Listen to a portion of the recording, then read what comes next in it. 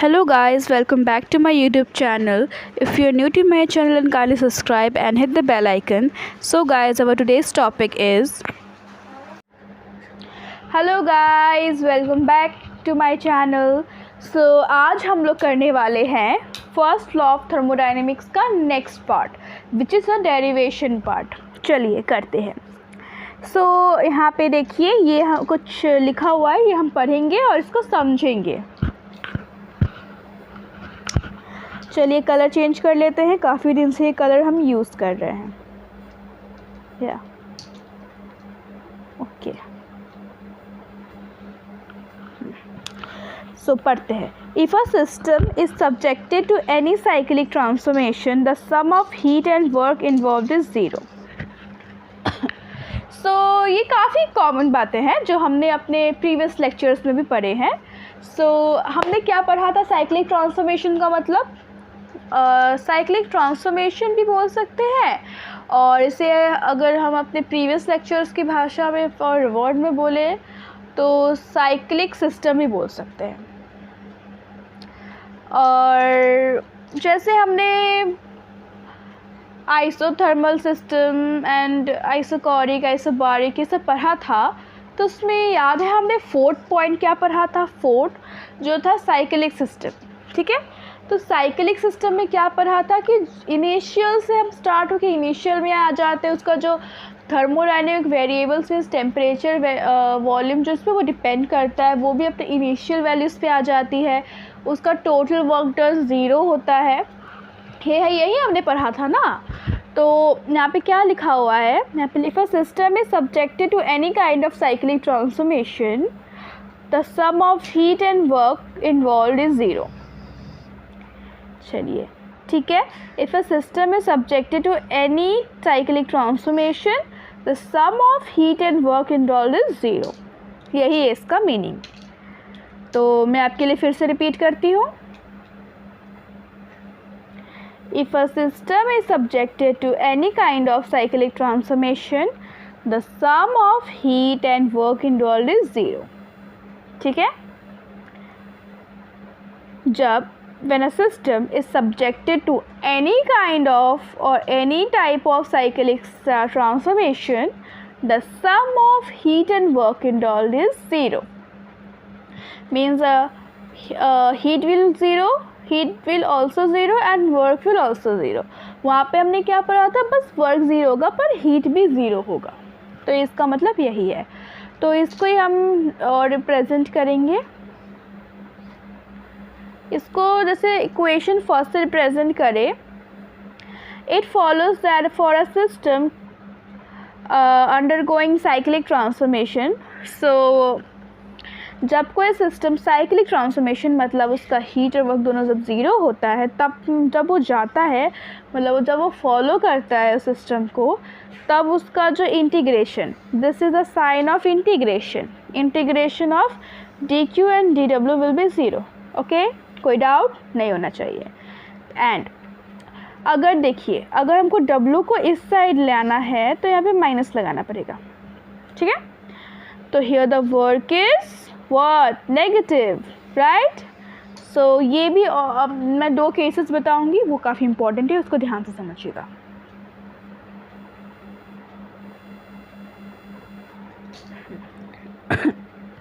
सो पहला case, if Q is positive then W is negative. Obviously when Q is positive then W is negative. If Q is positive and W is negative, this implies that the net heat absorbed by the system is equal to net work done by the system. तो जब heat negative होता है तो means the work is done by the system. System ने work किया है, system पे work नहीं हुआ है, सिस्टम ने वर्क किया है. If Q is positive then W is negative. This implies that the net heat absorbed by the system is equal to the net work done by the system. As simple as that.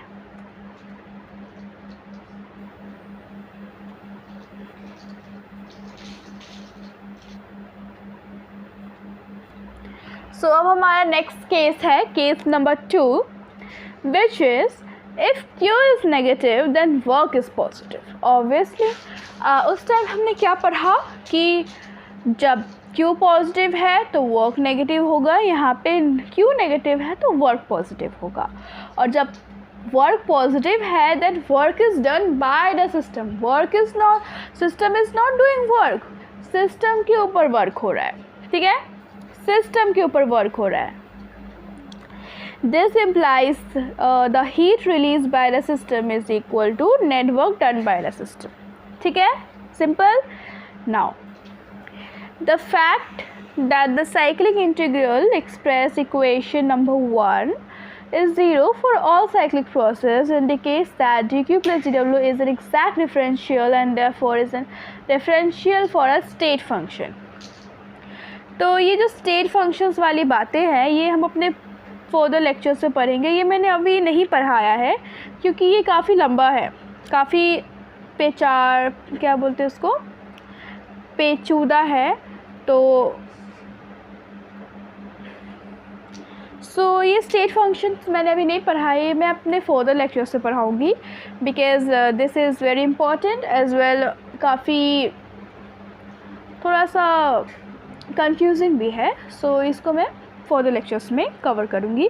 अभी आप state function का मतलब यहाँ पे इतना समझ लीजिए कि ऐसा फंक्शन, ऐसा चीज़ जो पाथ पे डिपेंड नहीं करता, इनिशियल और फाइनल पे डिपेंड करता है, initial position and final position, उसका जो प्रोसेस है उस पर डिपेंड नहीं करता। ओके फाइन, चलिए हमारा नेक्स्ट चीज़ पढ़ते हैं। This function is called the energy function. Internal energy is denoted by the symbol capital U. The differential of the energy is therefore given by equation. Okay, fine. The sum of dq and dw is known as internal energy. मतलब internal energy level, maybe it can be in any form, mechanical or electrical or any other. But so the energy which is present in a system is known as internal energy. So here the addition of d Q and d W is known as internal energy और इसका derivative form ये है, ये equation number 3। Now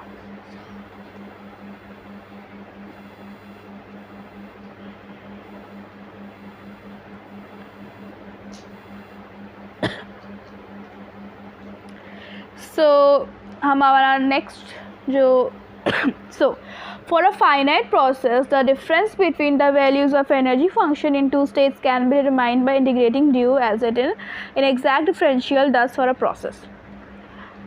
So suppose state A and state B, state A से state B में गए हम, तो इसका क्या बोलते हैं, for a finite process, ये एक finite process हुआ। So the difference between the values of energy function in a two state can be determined by integrating. So अब हमें इसे इंटीग्रेटिंग फॉर्म से इसको लाना पड़ेगा to find the difference between the values of energy function in a two state. So now इसका integration करेंगे हम। So इंटीग्रेशन करने के बाद इसका वैल्यू आएगा हमारा ये, this one. Now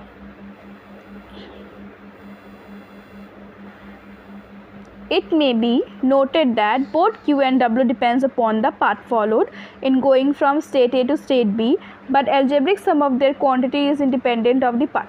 यहाँ पे दिखाया गया है कि जो Q होता है ना वो पाथ डिपेंडेंट होता है एंड जो W होता है वो भी पाथ डिपेंडेंट होता है, work done obviously path dependent, पर इसको जो सम होता है ना, वो जो इंटरनल एनर्जी होता है वो एक स्टेट फंक्शन होता है जो पाथ पे डिपेंड नहीं करता।